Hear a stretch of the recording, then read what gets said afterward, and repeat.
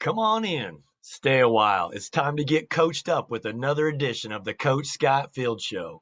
You might be watching us on DBTV, which is a national and international cable network that's the first of its kind. Or you could be watching us on CSTV or the Rewind Sports 60 networks and channels. Thank you for choosing us for your viewership options. I am extremely grateful. If you're listening to us in podcast form today, Harold and I say turn that knob up. We're going to put that flavor in your ear. And Turn up. yeah, you know all these algorithms, Harold. If you can, like and follow us on our Facebook page, The Coach Scott Field Show. Get those notifications when the show goes live and interact with our online community there. Also, if you're watching us on YouTube, hit that subscribe button to continue to support the Coach Scott Field Show. My man, Harold, welcome to the show today, my friend. It's good to have you coming from the ATL today, brother. Hey, Scott Fields, it's a pleasure to be here. Thanks for having me on your show. I'm excited about all of it. Oh, I'll tell you what, I know we're going to have a great time. I've been looking forward to this for several months because you and I have a lot of common acquaintances, and you and I have also, been in the same regions of the world doing what we do with this Right. passion and purpose of the game of basketball. Absolutely. I'm excited to talk about all of that. Yes, sir. Um, Doing my research, I got to do my due diligence. And of course, I know that, gosh, you played at Santa Clara. And I think about that Santa Clara team, you were actually playing with one of the more successful NBA agents, Bill Neff. No, actually, his name is Bill Duffy. And Bill Duffy. I Duffy said is, I said Bill Neff. That's my other friend, the age. Yes, I know Bill Bill. Duffy. I know Bill Neff as well. That's Bill right. Duffy he was a senior when I was a freshman. He was a redshirt senior. We were roommates on the road all the time. And that dude taught me so much about basketball and life. And I was like a Wow. sponge going there. I was 17 when I got there. He was 22, and I challenged him to take his position, and we've been tight ever since. I talked to him the other day. He got a big day tomorrow as far as the draft. He has some players Right. he expect to go first round, but he always has some first rounders. He's one of the best in the business and been there for a very long time. He's one of my best friends, and I'm very proud of him and happy for all of the things that he's been doing. I sit there and I think about seeing him walk around the NBA summer leagues. He's got his flip-flops on. He don't care. He may be a millionaire, but he's just a good guy who takes care and services his clients and does a great job with mentoring, like you said. Absolutely. I mean, he's definitely a millionaire. He's had so many first rounders over the years. His website BDA Sports shows all of the players that he's had and the ones that he has now in the NBA. Klay Thompson just celebrated another championship, and Number 4. Andrew Wiggins. I mean, Duff has half of the starting five almost. So I'm excited for him, and then tomorrow he'll put some more guys and represent some more guys in the NBA after the draft. I think I'm proud of him, but I also think of you and your journey, being that draft pick by the Dallas Mavericks. And yeah, I think about, some of the guys who you were on that roster with and that picture that was posted. I think you're guarding Terry Porter in that one. Yeah, I'm actually driving to the basket. Terry Porter is guarding me, but Yeah. me and Terry, we've been cool over the years. We were together. We came out the same year. We were rookies the same year. We were on the same team in the Aloha Classic, Yep. which we actually won that tournament. It was supposed to be like the best 40 players in the nation. So Wow. him, Terry Porter, myself, Detlef Schrempf, Xavier McDaniel, and Joe Dumars, we were all tournament in that tournament. That was a thrill for us. We won the championship. We were pretty excited about that. Great names. What was it like to lace them up with that amount of talent and knowing that you belonged and you deserved it? And man, you sit there and paved and made a name for yourself coming the hard way. Yeah, in that tournament, myself, me, Detlef, Terry Porter, we had a real good tournament. We had AC Green on our team. We had a really good team. We also had a guy named Nick Vanos on our team. He played with me at Santa Clara for 4 years. He was a really good friend of mine. Me, him, Scott Lamson, Vic Couch. We graduated together at Santa Clara, and he ended up dying in a plane accident a couple of years later. He was playing for the Phoenix Suns at the time, And he was a really good shooter, really good rebounder. He was 7'2", and he would have had a long career in the NBA. Yeah. It was unfortunate that happened. So true, so true. And and I'm looking at the names, on that Dallas Maverick team that you were with. I Yes. mean, Mark Aguirre, Rolando Blackman, Brad Davis, Big James Donaldson. I mean, the big smooth Sam Perkins. Sam I mean, Perkins, that's a Dale Ellis, Derek Harper, Jay Vincent. We had a really good team. We lost to the Lakers, and it was a good series. But that's in the Showtime era. They had Magic and Kareem and Worthy and Byron Scott. They had a really good team. and then didn't you beat the Jazz in the first round We in the did. playoffs that year? We beat the Jazz. They had John Stockton, Karl Malone, and me and John Stockton. We always played against each other in the WCAC conference over there. He went to Gonzaga. I was at Santa Clara. He That's was right. younger than me, but we did a lot of battles during the time in college. It was pretty fun. What was it like to play against, I mean, Terry Porter and playing against, John Stockton and, Yeah. because the West, they're known as, well, you think, oh gosh, they've got great bigs, but the guard play too is Yes. just phenomenal. And there you are, lacing them up right against them. Yeah, we played some good teams in college. We played always in the preseason. We played the North Carolina team that won the national championship. So I played against Michael Jordan twice in college.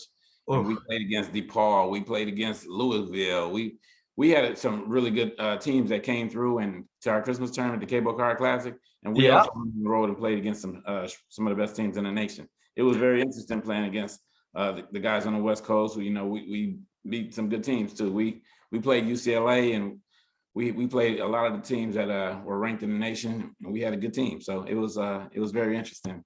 And think about the success that you guys have paved the way for a Steve Nash to come later to be at Santa Clara, who's later a league MVP. But it's just a shame because at that time in the mid 80s, you guys didn't get a lot of TV exposure at that time because a lot of it was mainly on the East Coast. And so those teams and those players got recognized. So you were like a low market team, but yet you guys had success. And look at the career that you had. Yeah, Scott, you got a really good memory. Back then, I've never played on ESPN before. Yeah. And we didn't have a 3-point line. Right. So I ended up 4 points behind Kurt Rambis being the leading scorer of all time at Santa Clara. And we didn't have a 3-point line. You had a couple of those up, and I would have ended up on top. But that was a long time ago now that we think about it. I graduated from high school in 81. I graduated from college in 1985. So time flies by. So, and I think you already know I played until I was 40, played overseas for 18 years after playing in the NBA. I had an interesting career. I touched a lot of bases. And I want to dive into that because I want the viewers to know just because you're not in, it's almost like that social media stigma now where players think, oh, it's D1. If I'm not D1, well, on your degree, it doesn't say D2, D3, NAIA, JUCO. Right. Basketball is basketball. And you were able to have a career just like I had, being with FIBA clubs and organizations in some of the top leagues where it's really good competition. Scott, what's really interesting to me? You and I knew this way before the NBA fans did. The international basketball is a very high level. They had guys over there. I saw Dragan Petrovic, who passed away, rest in peace. He had 61 one game when I was playing in Israel. And that was like the most amazing thing I ever seen. So, Sabonis was over there and Kukoc was over there. And when I compared some of these guys, I didn't know that they were as good as they were until we played against them. I ended up playing on the national team, which we try to be an Olympic team for Venezuela. Yeah, we played against Ginobili all the time. We played against that one year they had like 7 guys from the NBA: Nocioni, Ginobili, and Scola. Yeah. He was a great player. He was like 19 years old. You could tell he was going to be a pro for a long time. But Brazil had Nene. They had Barbosa. Yeah, that's when Oscar Schmidt was just kind of getting to the end of his career. Yeah, Viraggio. You remember Viraggio? Of course, yes, the big old hair. Exactly. And then Puerto Rico had. I have no hair, so I got hair envy with Viraggio. Puerto Rico had Picolín Ortiz, Jose Ortiz. Oh, They had, Jose. Carlos Arroyo. I coached him as a 17-year-old with Fajardo. There you go. But I mean, obviously, you know, we played the Dream Team every year in the Tournament of Americas. We played them in Puerto Rico. We played them a few times. They had a quality squad. It's interesting because they had Tim Hardaway, Jason Kidd, and Gary Payton. And I'm from San Francisco. So I had played against all of those guys at Kezar in San Francisco in the Pro-Am. But they had a strong team with Vince Carter and Kevin Garnett and Tim Duncan and Allen Houston. They had a really quality team. Right. Well, and now, of course, that jogs my memory. And I think with Team Venezuela, you guys won the bronze that year when you guys were going through that competition and cups. Because, gosh, I coached the Guarros de Lara down in Venezuela. Right. And Pablo Machado was on my team. And so I know he was one of your teammates because that's right. Think about it. You guys at that time. You're a former NBA player. You had Oscar Torres, Carl Herrera. Exactly. I mean, man, Richard Lugo, right.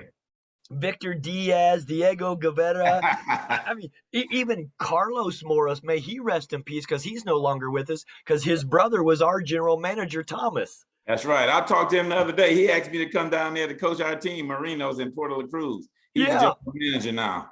Yeah, that was a fun team, and you know, it gave playing for Venezuela on the national team. It gave me an opportunity to travel the world, play against all kind of different players. When I went up to the World Games, and you know, Yao Ming and Turgolo, and I was seeing players from all over the world, and Argentina. And when Argentina beat us, and then we played the Dream Team, and the Dream Team, they weren't as intimidating. Yep. And then when I came back, we had been eliminated at that time. I told all my guys at the gym, Argentina is better than the United States. Yep. Oh man, you've been overseas too long, and you don't know what it's like to be home. And when those guys beat the United States, I was still surprised, but it made sense. Yep. They had been playing together since they were like 9 years old. So and they had a system that was. And they had all of their big guys shot threes. Yeah. You know, our big guys was down low in the post type players. Yeah. Every one of those guys could shoot. You know, overseas, you have 2 practices every day, and one of them, you have to hit 100 jump shots. It don't matter if you're the 5 or the 1 or point guard or the big guy. Everybody got to shoot. So that's why some of these guys over here, you know, the Dirk Nowinskis and some of these big guys, they can from overseas, they shoot threes like it's nothing. Yeah. So now the game has become more of a 3-point shooting game. It has, because now there's more spacing, which is kind of that European, Latin American influence, because the guys are so skilled and they're so cerebral and they play good team basketball, which I don't have to tell you because you went through it. But something that, you know, you were able to do that not a lot of players are able to, you got to represent Venezuela and put that jersey on and represent the country. Share with our viewers what it's like and the pride that these players have to, you know, represent their countries. Well, first of all, in 1984, the Olympic team, I wasn't chosen. Yeah. So that allowed me to play for any other team since I was unable to represent the United States. So with that being said, playing over there in Venezuela for all those years, I ended up playing. I went to Venezuela for the first time in 1987. Yeah. And I played in a place called Margarita. It was a beautiful place. Oh, the island. Guacareras.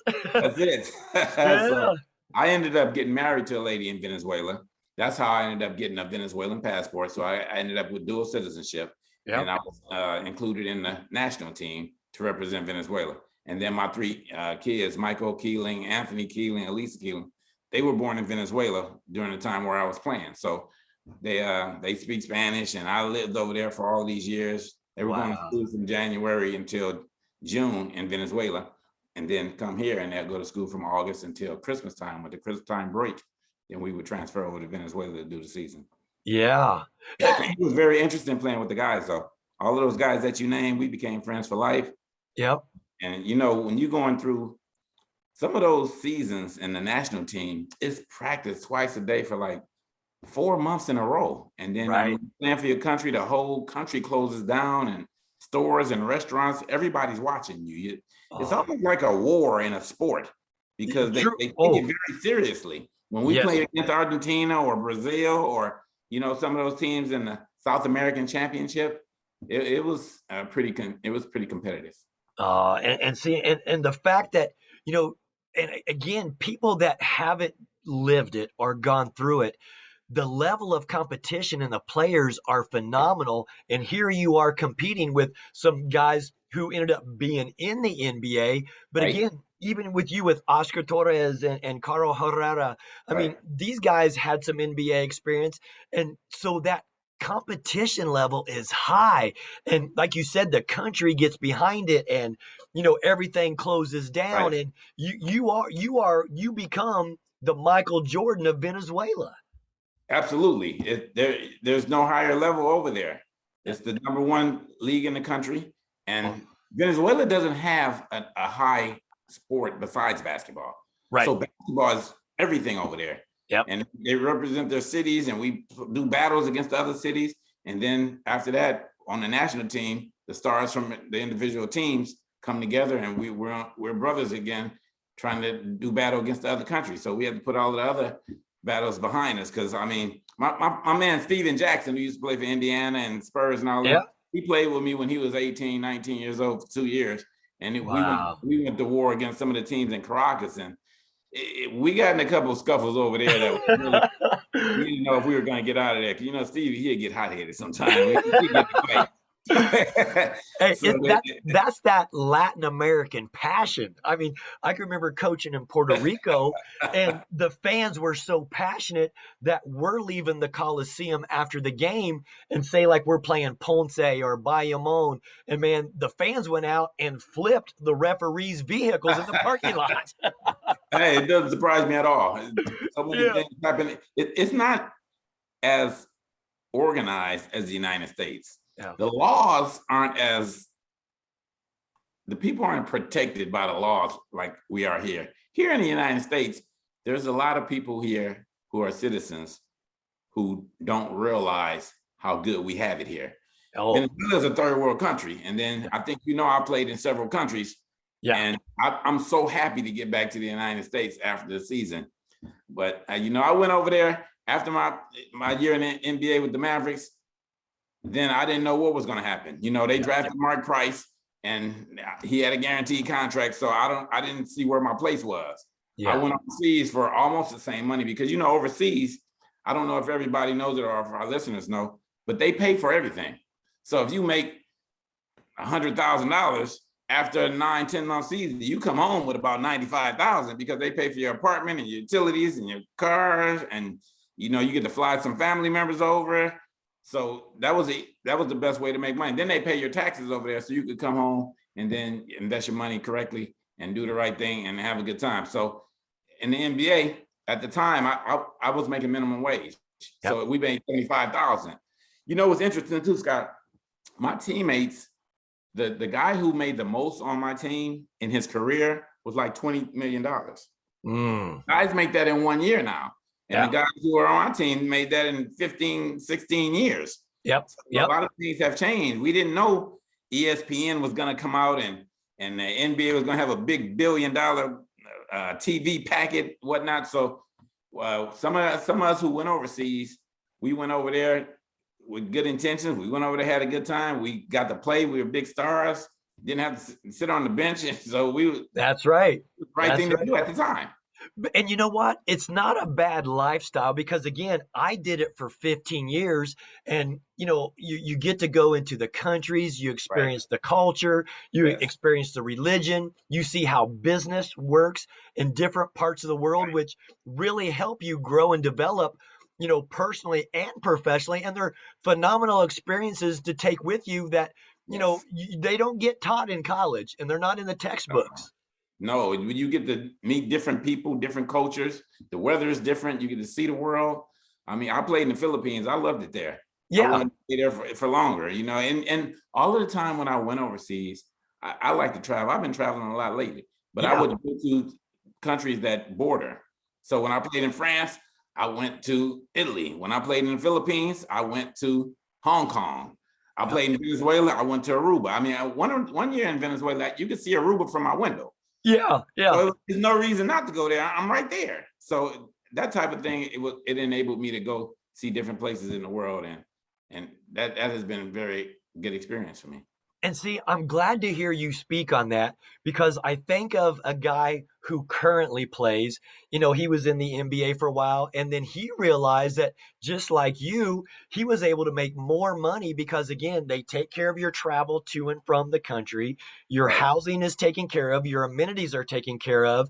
Some of the guys get a per diem for their food. And then, Yes. like you say, the money that they make is net cash in hand. Right. You pay your taxes and your security taxes and things like that, but not a bad lifestyle for a guy who loves the game. And like you, Harold, you're too humble to say it, but I'm just going to say it. You were an ambassador for basketball that opened up windows because a high character guy like you going and bringing your skill set to those other countries. And if you're a good person and you keep your head on and focus on basketball and your family, Right. it can make a nice lifestyle for yourself. But if you go over there, with a sense of entitlement, like a lot of Americans have and have poor character, you're Right. just going to get sent home, and it's going to ruin opportunities for other guys that could be a Harold Keating and have success around the globe. Scott, I have probably seen 1,000 guys get sent home. Yep. They going over there thinking I'm going over there for 10 months or 6 months or whatever the season is, and then it doesn't work out. And over there, you sign a 1-year contract, but you get paid for when you work. It's like working at the supermarket or whatever. When Yep. you stop working, you stop getting paid. Yeah. So Or if you're not having success and you lose 2 or 3 games in a row, that's yes, up to that owner who may not that's have a right. basketball mind. He's sending you home to bring someone in who is going to be serviceable and help the team win. All right. Hey, sometimes you out there playing. This guy sitting on the bench waiting to take your place in case you don't play good. They might take your place tomorrow. So to Yeah. have played over there, I'm pretty proud to have played over there for as long as I did and stop on my own terms, playing until I was 40 years old. It was See, an amazing experience. and that's why I really wanted to have you come on the show because you had that longevity, you persevered, and you were able to make it a livelihood and provide Right. for your family because you made good decisions on and off the court.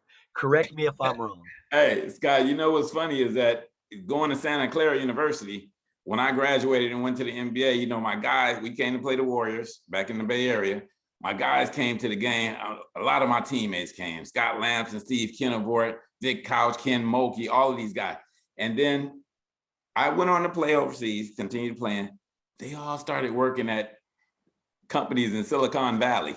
Yeah. And all of a sudden, Silicon Valley blew up, and their homes they bought for $200,000 now worth $4 million, and they hooked on to companies that are really booming, doing really well in the world. So, I mean, I got to play basketball. They did really well with themselves too. But that Santa Clara education was something special.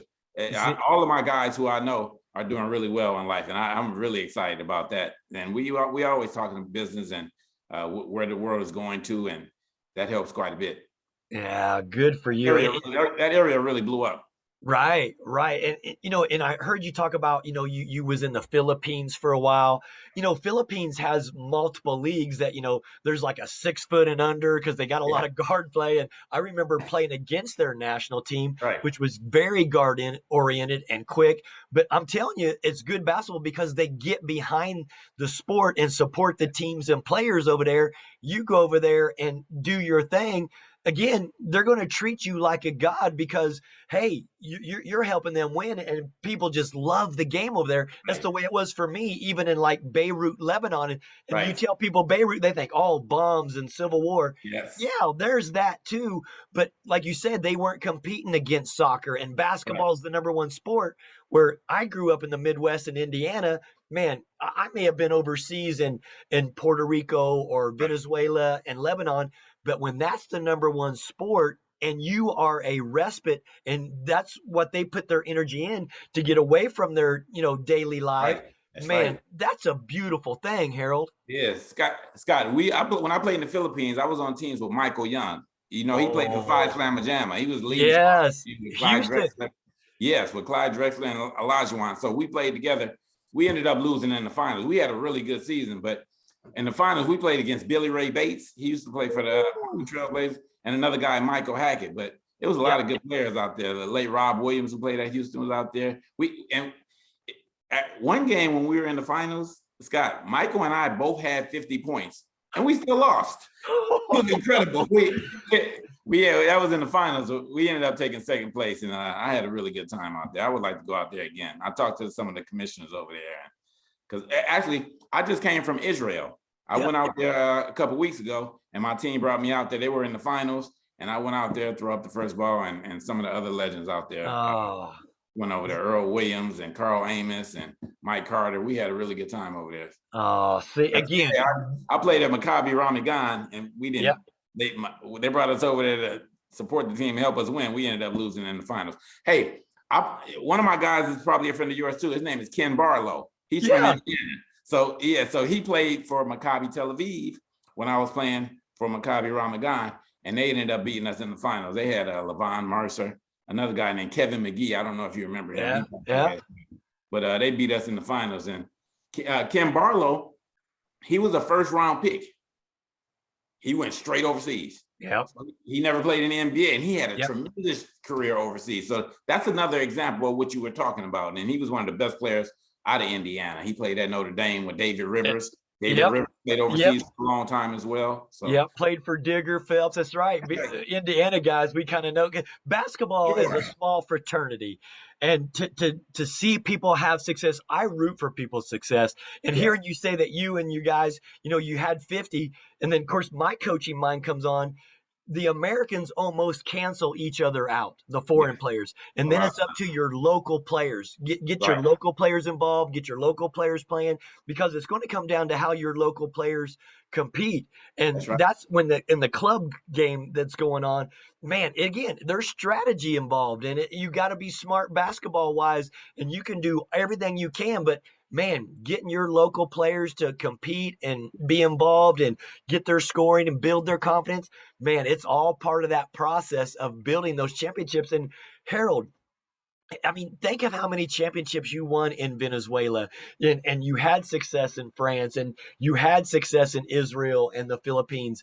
It's just such a great experience that I want our viewers to know that, there are other leagues other than the NBA and the G League. And what you and I were talking about, Jimmer Fredette, who was in the NBA for a little while, he's going overseas and being in China now in the CBA, where he's making, a $2 million a year for, 6-7 months, which is less wear and tear on his body, but yet takes care of his family, gets to continue playing basketball, start other business ventures. If people do it right, Harold, that's what I want people to know. Man, you can provide for your family and do well just because you're not in the NBA. Man, there's prestige in playing in some of those countries that love their basketball and support it. Absolutely. And it's tremendously competitive. Some good names who played over, like Stephon Marbury went over there. He really likes it over there. He may not come home. Some guys go overseas and they end up making a life over there, start a business and continue playing over there. Stephon Marbury even started a shoe company with a local brand, which that's making him, you think 300 million registered basketball players in the country of China. Well, you know what? You can sell shoes over there and have your merch and have a brand. Now you're making more than what you could have made being a mid-level guy in the NBA. So again, if you're smart and savvy and think business-wise, and get out of the day-to-day survival and think business, Harold, man, you could make it go. Because look, you got to go back to Israel, 2 decades later and be with the team that was competing in the finals, and they still treat you like royalty. Exactly. And some of the guys, Clay has Clay goes out to Asia, and he's with Anta Shoes, so he runs. That's right. Here. Steph Curry goes out to Europe too to promote his shoe, and they run a camp 5 to 7 days annually. A lot of the guys have international flavor and they do business overseas, that type of thing. So my son, he was born in Venezuela. And for those who don't know, normally each country has a list of players from that country, and they normally get 2 players from the United States or from another country. So my son since he was born in Venezuela, he was playing as one of the Venezuelan players. Yeah, and local. Get 2 other guys. So that's what happened with me as well. When I became a local player, then we got 2 more Americans. So we had 3 Americans. Yeah. So that's one of the reasons why we won so many championships over there. We won 5 championships over in Venezuela. And Man. I also won a championship in France. We played in the finals against Terrence Stansberry's team. Woo! Yeah, the slam dunk champion with the Indiana Pacers. That's it. He played for a team in Paris, and I played for the team in Lyon. So we had 2 teams in our league over there. So I had a good time. Now my nephew, he played at the University of North Carolina 2 years ago. His name is Christian Keeling. Yep. He played in London 2 years ago, and last year he played in the country of Georgia. So he'll be as well. So he that's some more international flavor. My brother Bumpy, who is his father, he was All-State for 2 years, and they went to the tournament champions at Oakland Coliseum. And so he and I went to a lot of games over at Carolina Duke, Carolina Clemson. So we had a very good time while he was over there, and got to meet a lot of guys. And we sat with Kenny Smith, and we sat with Greg Anthony, and we saw Bob McAdoo. All 3 of those, their son was on the team with Christian Keeling. So it was pretty interesting watching the guys play. I love it. And since you mentioned that, I mean, my adopted son is playing professionally overseas now. And, he played a couple years over in the country of Georgia. And this year he was in Romania. But again, there's opportunity there. And then, like recently, Adam Sandler puts out the movie Hustle. Wow. And it shows him being the international scout in Spain. Right. He did a pretty good job to show what that was really all about over there. And his finger was on the pulse, because think how many guys you and I know that was in that movie as players or journalists 30 or 40 guys. or trainers. Yeah. That was really interesting. I just saw that movie this weekend, and I saw it on Netflix, and it was very interesting the way they put it together and had all those guys playing against each other, talking smack back and forth. It got my blood boiling a little bit. It was pretty interesting. That's right. Not only that, I thought, Adam Sandler, he started at the bottom and came up I really like the way he does his thing. And he's a great movie maker, and with The Water Boy and all of the movies that he made. I pretty much seen all of his movies. It was pretty interesting. And I don't really know how some of these guys, how this works, because some of these guys making $20-30 million, and they just have a cameo in the movie. I know Adam not paying them what they make per hour in the NBA, but I'm glad that they get involved. I remember watching Love and Basketball for the first time. I've probably seen it 5 times now. But I remember when Tanae Lathan was in the locker room, and the coach was talking, and he's talking fast in another language. And she said, so what did coach just say? Coach says to give you the ball so you make all the points. God, that was me. That was just like my whole life right there. I was like, that's exactly what's going on. Or then you see somebody from the United States on the other team, and then you go out to dinner and you start talking about who you played with in college and who you played with in the NBA. And all of those things, it just came back to reality. I'm glad you mentioned it, because I can remember watching Love and Basketball for the first time when it first came out. And I was like, oh my gosh, they just encapsulated my life for, almost 2 decades, because that's what it was like. You come back home and, you stay in shape, you doing your things, you're taking care of family, you go back overseas, you get focused, and then you're in that grind, for either 6, 8, 10 months.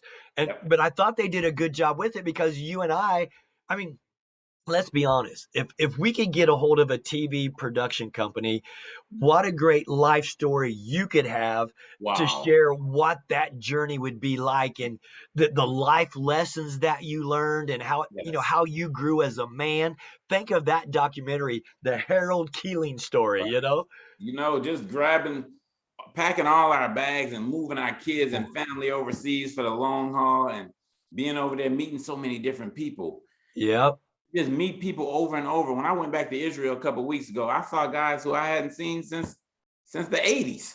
Isn't that awesome? And then we just hugged up, and it was exciting seeing. We went out to the banquet and talked the whole time, and to see that they got kids 30 years old. And that's absolutely incredible to me. Because these days, Scott, some people we played with and grew up with aren't around anymore. That's So right. it's fortunate for us to be here with the COVID situation happening, and the world kind of got put on hold for a while, and to get out there and travel and go see people and be able to open the front door and go outside, and it's just a blessing. I was Amen. happy to go over there and go all these years overseas. They were really a blessing for me as well. Amen. And you know, think of the common theme that this whole conversation has had.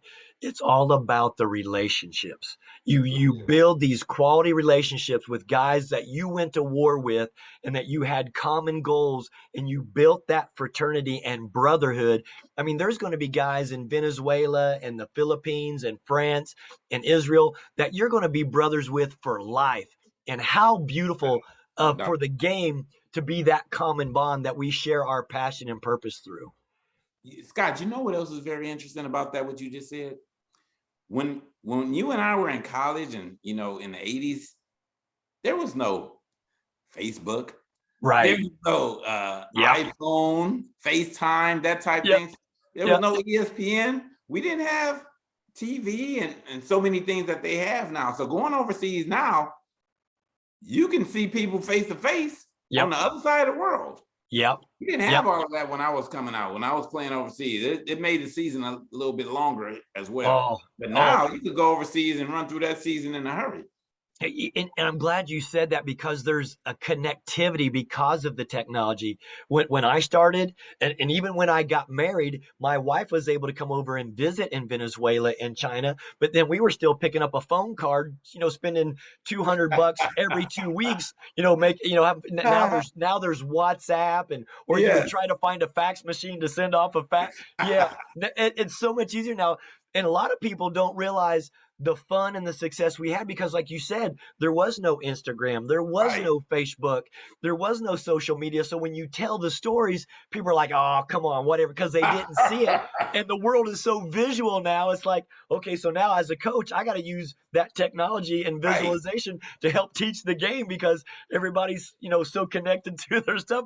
I'm glad you brought that up, because man, like you said, when we started off overseas, man, there was none of this WhatsApp, and there was no Right. technology to FaceTime, you know, your loved ones, Right. because man, think how much easier our lives would have been to be able to, you know, stay in Wow. touch, because we can send a letter, and by snail mail, they're not going to get it for 3 months. That's it.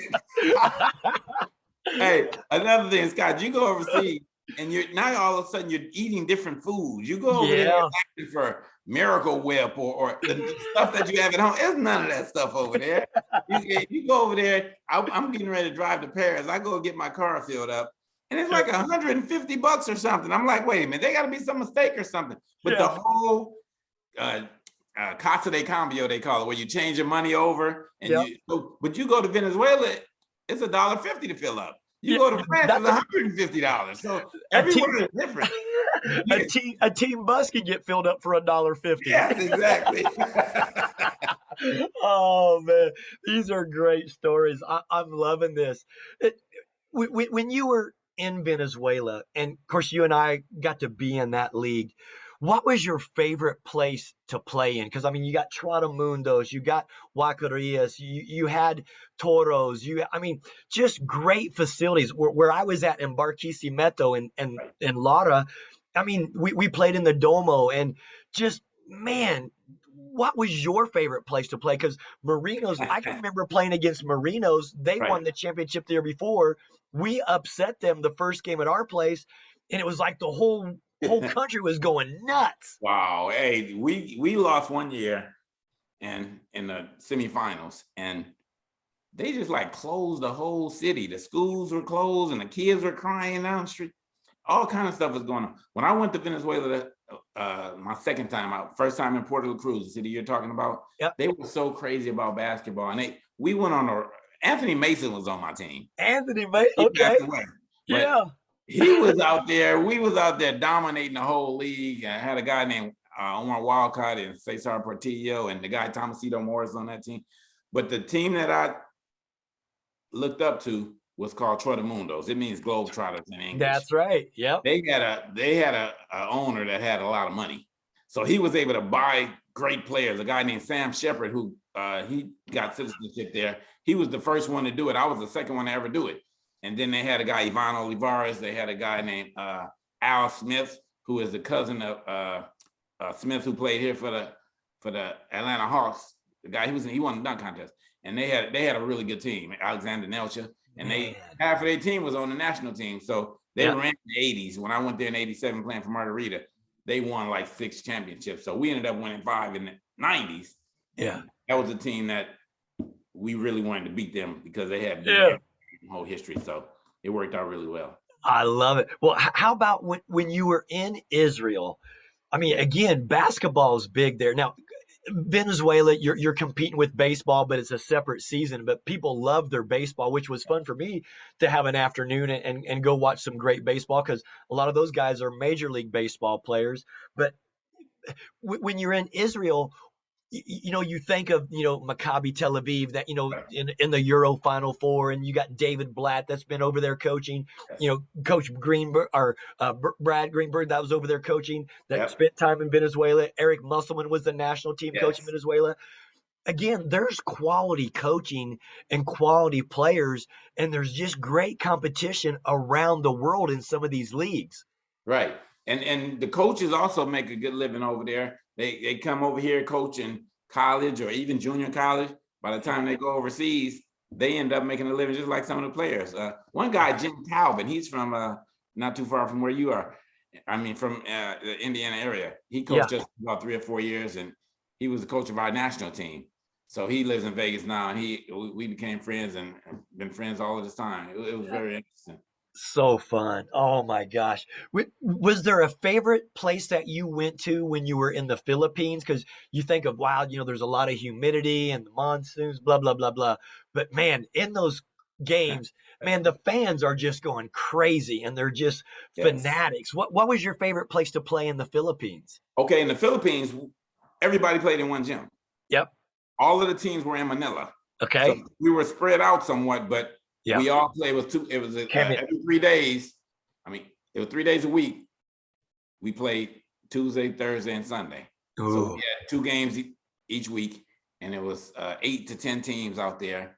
So I had a fantastic time. I lived in Manila, a place called Makati, and like I said, it was 2 Americans on each team. Most of the guys in that league had played in the NBA and had some NBA experience. So it was really extremely competitive, and they would send guys home as soon as they didn't play well. So Michael and I and Billy Ray Bates and Rob Williams, we was about the only ones who stayed the whole season. And they treated us like we were absolute royalty. And without a doubt. And you are. Come on, you are. You went over there. You worked hard, and you earned the people's respect. You got along in the communities. I mean, let's call it what it is, Harold. You had celebrity status because you were a good guy who cared about the game, and you treated the game with respect, but yet you also helped develop the local talent, the local coaches. So, you've been an ambassador for basketball for multiple decades, my man. Let's give you your flowers. Hey, I appreciate it, Scott. Hey, for 18 years, my mom, Jennifer Keelan, my sister, Jamila Surratt, we ran 2 group homes for kids who didn't have parents. Wow. And we right here in Atlanta area, in Decatur and Lithonia. And we were able to treat the kids really well. We were nonprofit, and we were able to build 2 basketball courts in both houses, full court. And we got donations from NBA players. We got donations from people who went to Santa Clara University. And we were able to take them to Orlando on airplanes. And every year they got Jordans and jerseys of their favorite players. And it was fantastic. So the pandemic is put an end to that.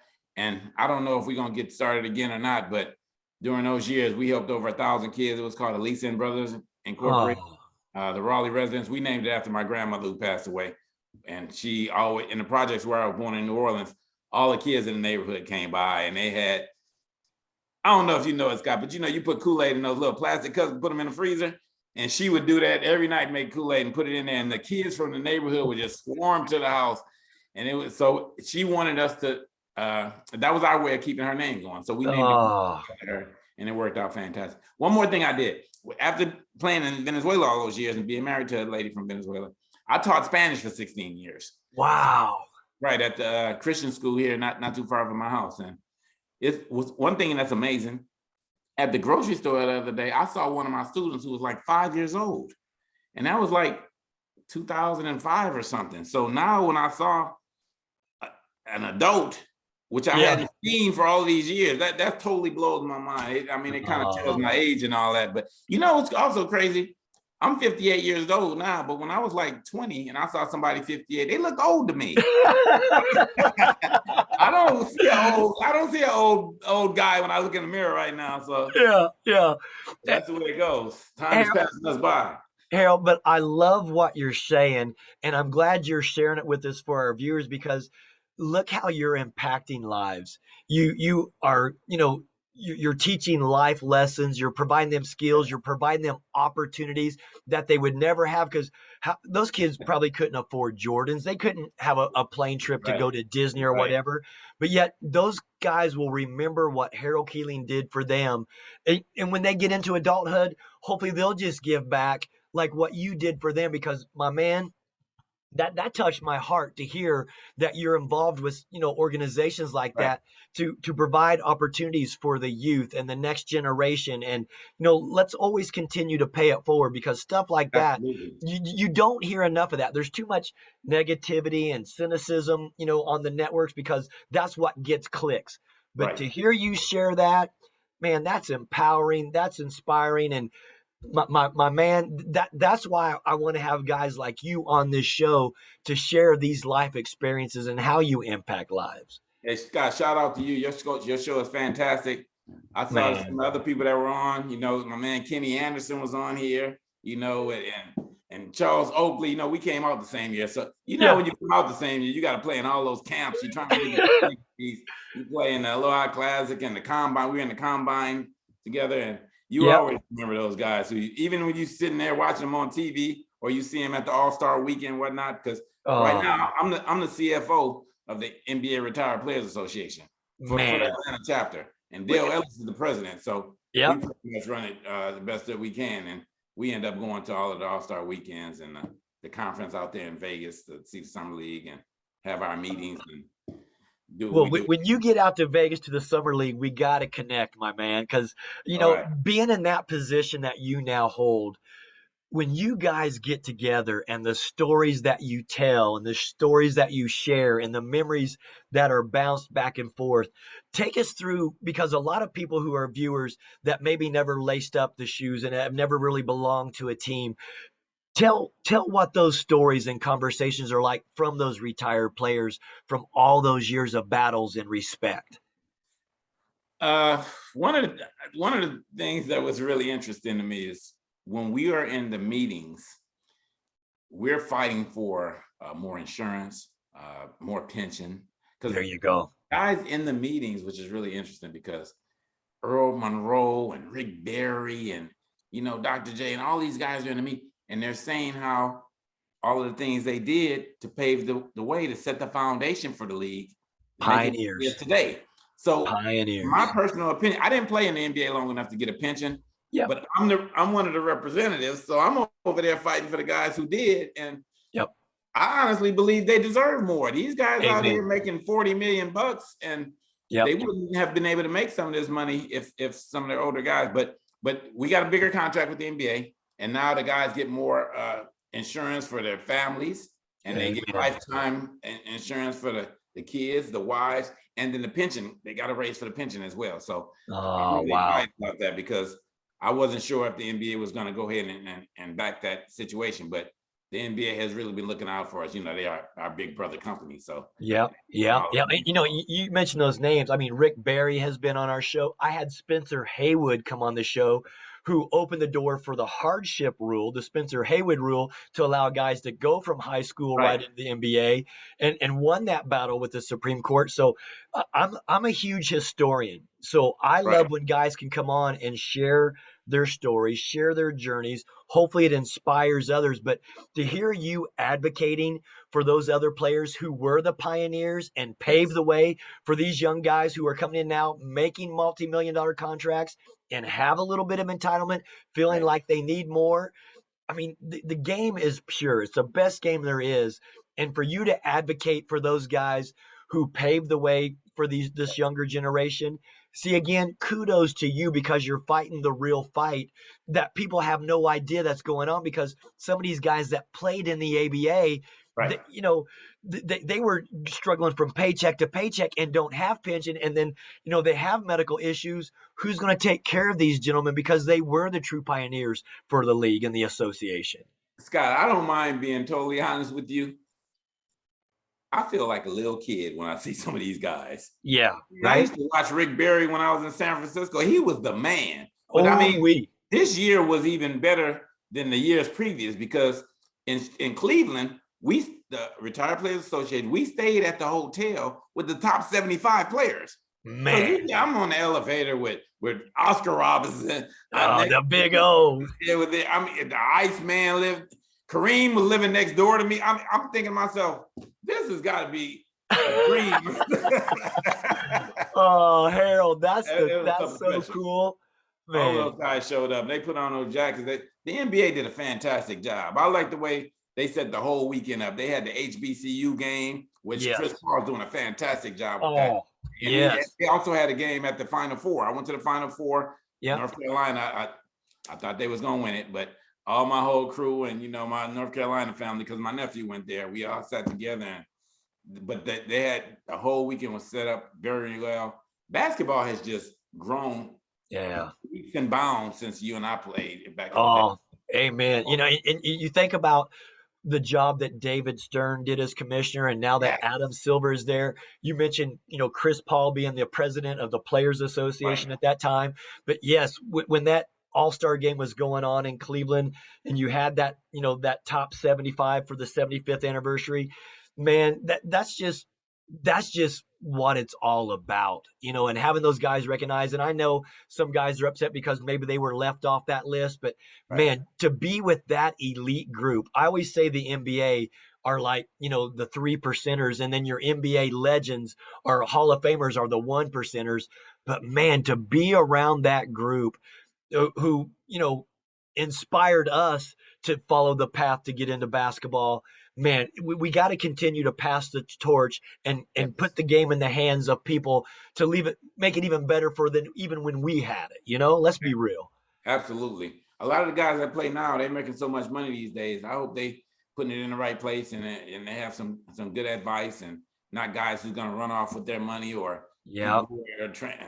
cheat them in any way, shape, or form. Take care of their families. When you go into the NBA, when you're a rookie, you have these classes, and they teach you to stay away from drugs and stay away from girls, no betting, trap you, and guys who coming up who trying to make 100 suits for you. And I mean, Tony Dungy came and he was saying to the guys, you only need one wife, one car, one chain, one watch, one house. That's all you need. Only a couple kids. You don't need 8 kids with 6 different girls. You just live basically, you'll be fine. But that's not the way the path that every player takes. So it's kind of exciting for guys to make it to the big leagues, and all of a sudden, all of this is something new for somebody who's growing up in their neighborhood or whatever. Financial literacy is so important. It's got to be taught, just like the game of basketball has to be taught. And to make sure you surround yourself with a support system who's really looking out for you and not going to exploit you and just take from you. And those are lessons that, so many guys could tell you about, making $60 million and then now having nothing.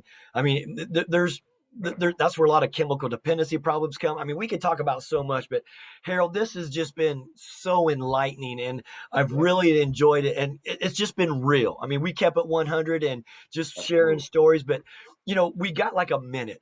Share another story that you want the viewers to know, whether it's about you or the game or traveling.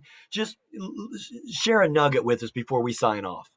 Hey, I want to shout out to the guys who in the league, guys who have played in the league, and people who have watched them from the other side of the TV. It's amazing how they're just normal people. It's amazing how they're fortunate to have had the careers that they have had, and they a lot of them give back and help. Like you mentioned about me doing that. I learned from some of the other guys who were ahead of me. So it's normal for me to teach some of the guys who came up behind me. And what you talked about, the financial literacy, going to Santa Clara, they drilled that stuff into us. Well, Santa Clara, Stanford, that whole area right there, we weren't getting out of there if we didn't have the education that we had. And I think that education is important. Some of the guys, like the top 3 picks tomorrow, will all be one and done type players. Yeah. Which I don't blame them, because they're going to make a load of money, but they're going to get a bag that's too big for them to carry. But at the same time, they're going to have to get educated and do the right thing. Yeah. Hey, just know that if you use a credit card, you're going to pay 15% on top of what you just paid if you didn't pay that first bill. So let's let that be known. Hey, interest rates going up every month. It's getting short. The recession is on the way.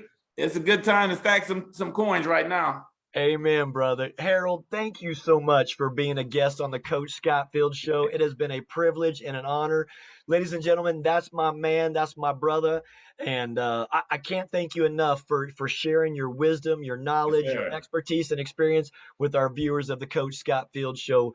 Continue to stay blessed. Let's cross paths soon, brother, because I look forward to seeing you. Scott Field Show, you my man. Call me when you need me. Good to be with you. Harold Keeley, my brother. God bless you on your travels. Let's see you soon. God bless you too. Good job, Scott. Talk to you soon.